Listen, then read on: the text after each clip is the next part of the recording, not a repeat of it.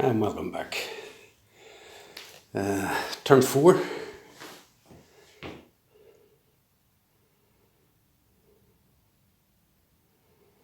Alright, so we have the Germans turn now. The friend was in, give me his orders. We had a wee debate. He's not a war games player, more role playing. But he was a bit sort of confused at the fact that he thought he was actually defending. He thought, why should I attack? I can just defend. And I had to explain to him it's a scenario that Mouen, the Germans are holding, and the Highlanders have to go in and take it. So he sort of changed his mind about certain things, and he is going to now push forward. Because he wasn't going to push forward. He was saying, why have you got all my troops moving up? I don't want that. So I had to explain to him. So we're back on track. So the Germans, we've got morale checks. There is none. Observations. We've got these dudes. I mean, they're going to see this tank no matter what, trekking through the undergrowth or the cornfield. Observation up to 48 inches.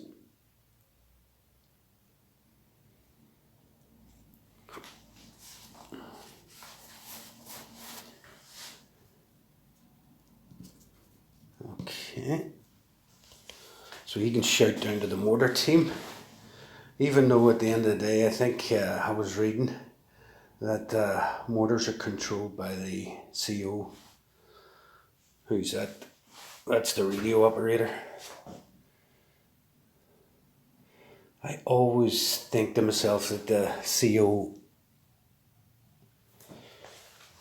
and the radio operator are the same thing in regards to war games. I mean, there's my commanding officer there for the Germans, and that's a radio. They're not together. But I always see it as the radio team are the controllers of what goes where. Probably is the way, but the way I read the rules, it sort of looks like it's a CO. I think where is the British one in here? Yep, it's their radio operator. Again, no, you can't really see it in this light. Their CO is in there.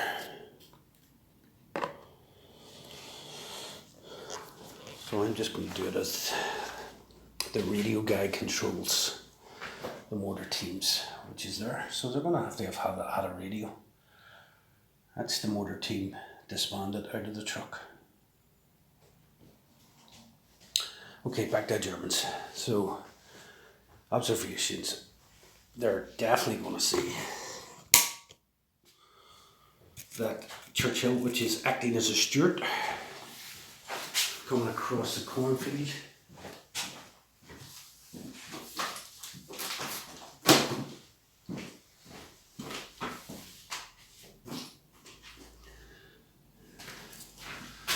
Going to look at the rules for the cornfields.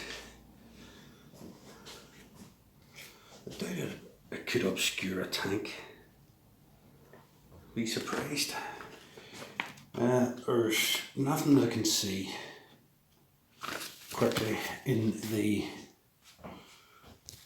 rapid fire rule book, but I want to look at the extra rules in case there's anything in there. Concealment. No, can't see anything in the extra rules either. So I remember reading something about cornfields. It's probably, maybe it's in Moving. I'll go back and look at the original book.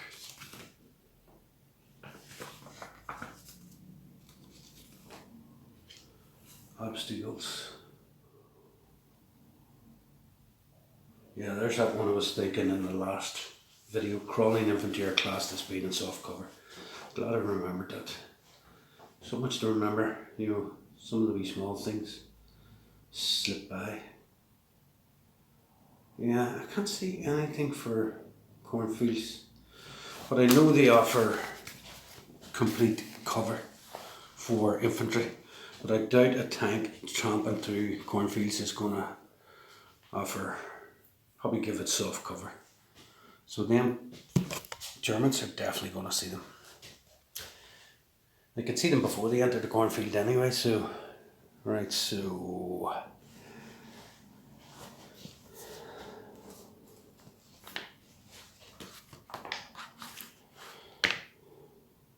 smoke shells.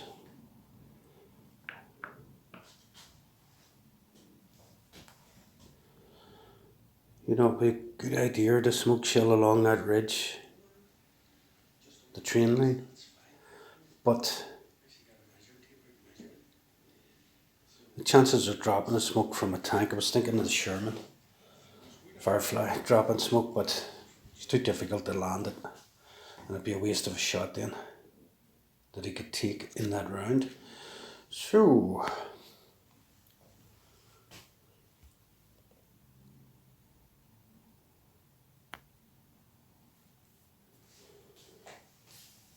figures of vehicles are moved.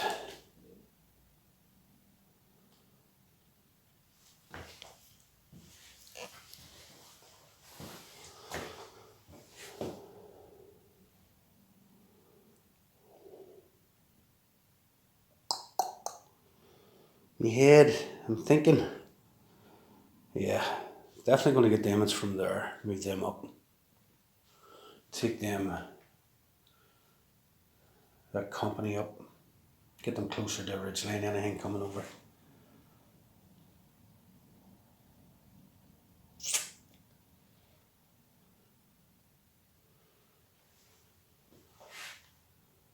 Yeah, I'm going to move that AMG. Yeah, do a bit of movement then. Here we go.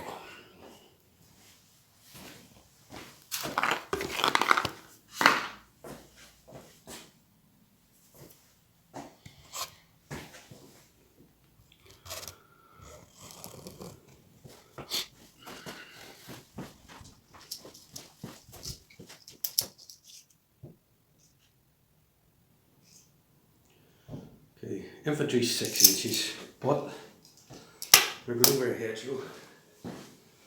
Now it's not the normal bogage hedgerow in Normandy that they can't get over, but I'm sure they would still have to lose some movement scrambling over hedges, so they're getting deducted points. So 6 inches and they're losing 4. Ooh, what are you doing?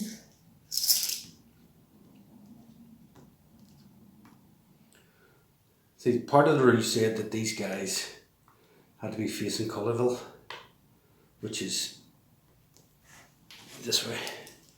But now they know the enemy's coming up towards them, they can move.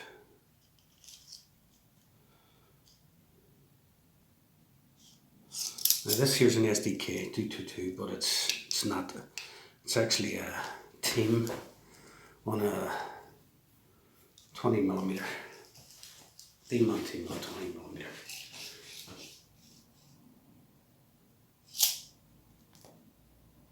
Same again going over walls. Well, they lost all their movement, they got 1. I'm leaving the commander where he is. Flipping hell. It's just the way it should be, you know. It doesn't state it in the rules, but it does say that half tracks and tanks can just go over. I'm actually going to move this tank up.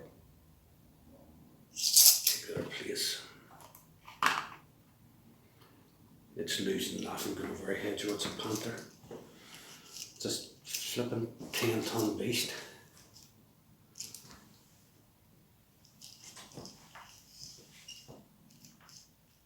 Yep, I think that's it.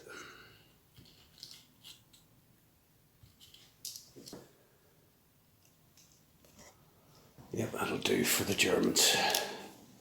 More movement needed. And now we're on to the fire stage. Okay, turn forward, part A, the German fire stage. I've done the movement, the first part of the German turn. Observations, movement, blah blah blah.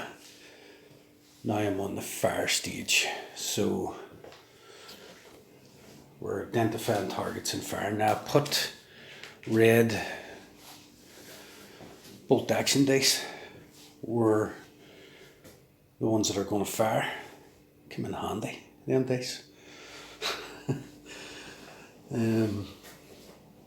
Not too fond of 28mm, to be honest with you, with bolt action.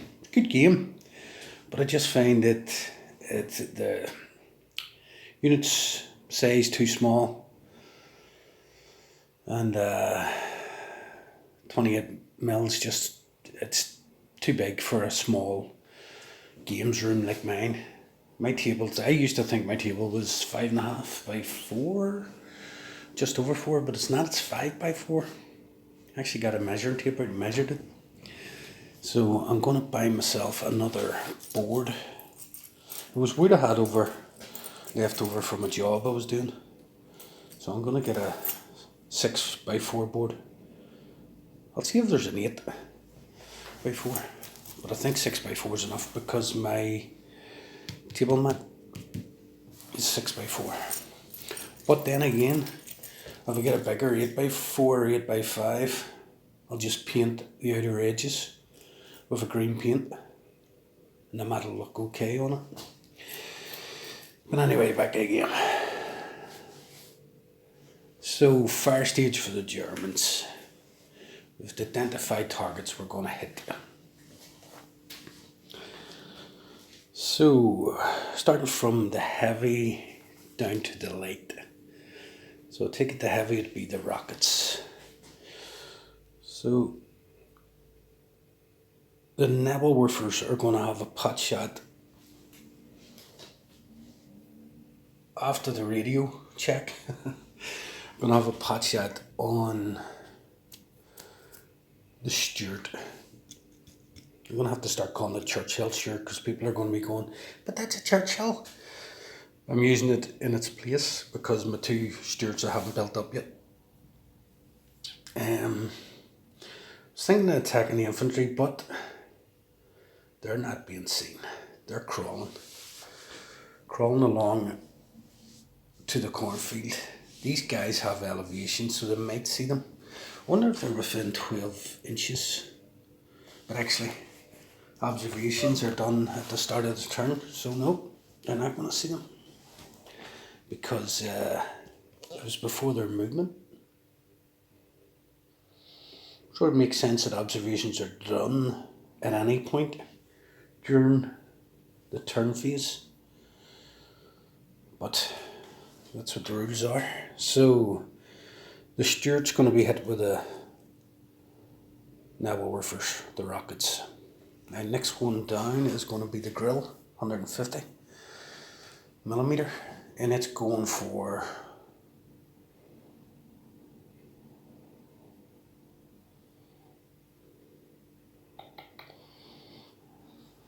the Stuart Churchill 2.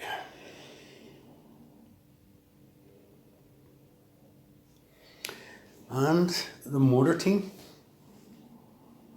is going to go for the Stuart. The Stuart's going to get hit no matter what. And these guys are going to hit the Stuart. I don't know if it's going to be effective. An MG42 against, I think a target class is 4. No, that's a Churchill. So, but just curious. Target class of Churchills too, but the Stuart is a target class of 4. Let me just double check that.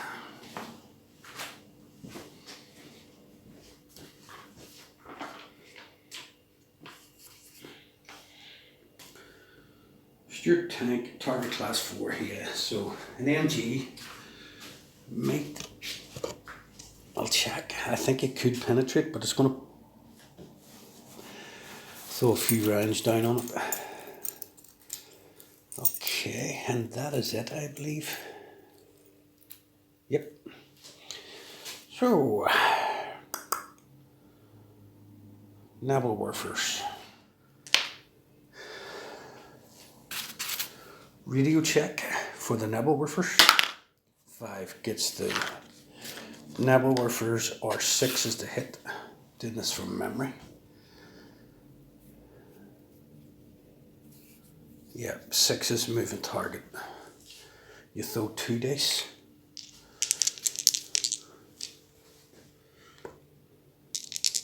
2 dice. Oh, 1 hit. Oh my god. So, time to consult the rulebook. So we have a hit from Neville Woofers. Multiple rocket launcher.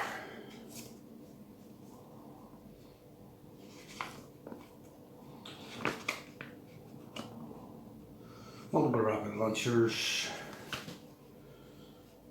This has to be called in by an OP observation point. The D6 though, 1 is required for the message. More than 1 is required for the message gets through. Multiple rocket launcher may fire once per turn. Throw 2d6 each turn. Throw 6 means a hit on a nominated target, whether moving or stationary. For each hit, throw 5d6 for casualties, or 4d6 if a target's in hard cover. If a target's an armoured vehicle, throw 1d6 for each hit. 6 destroys. So 6 is to hit, 6 is to destroy. I knew that, but I was just double checking. So here we go. Oh, very lucky. So just bounces all around it. It's really hard to get a kill with these nabble woofers. Okay, so next one is the grill. It's a big 150mm. And it's firing on the Stuart 2.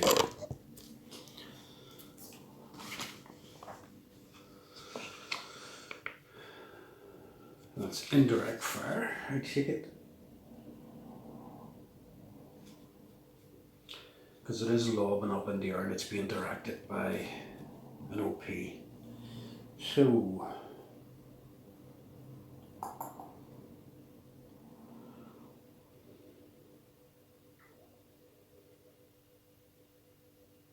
same again. D6 to see if the message gets through. 3, it gets through. Artillery. Firing indirect of no maximum range. Guns and mortars firing indirect. Require a D6 throw, a 5 or 6 for the first round to hit a stationary target. A 6 for to hit a moving target. So we need 6s. 4 misses. I don't think it gets 2 shots like artillery.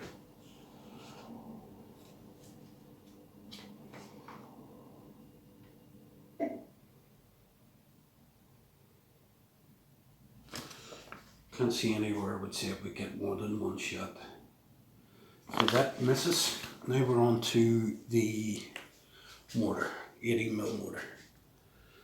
Again, does the message get through? 6, yep. Same again, 5, 6. Oh, 6 for a moving target for the first round, and a 5, 6 for the second round. Suppose I can throw 2 dice, this can't I? Yep. 2 4s, 2 misses. Bump, bump.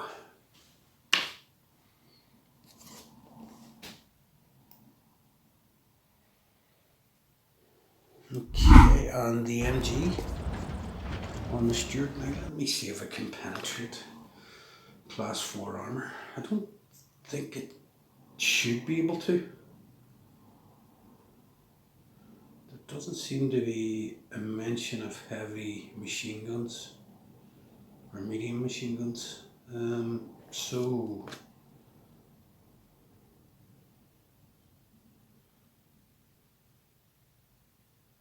If firing infantry weapons at machine guns at a soft-skinned vehicle or open-topped armoured vehicle, the passenger's crew are treated as being in soft, hard cover respectively. Okay, so a steward... No, it says open-topped, and a steward isn't open-topped, it's completely covered, so I'm going to say they can't. So they just pepper dash the steward. Okay, is that everything done now for the German side? Let me just double check. Figures of vehicles, close assaults, firing is declared and carried out. Figures and vehicles that have not already moved may be moved. And I believe the Germans have moved everything.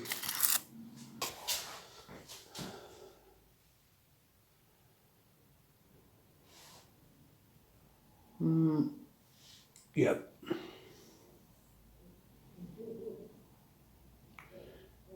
Yeah, that's it.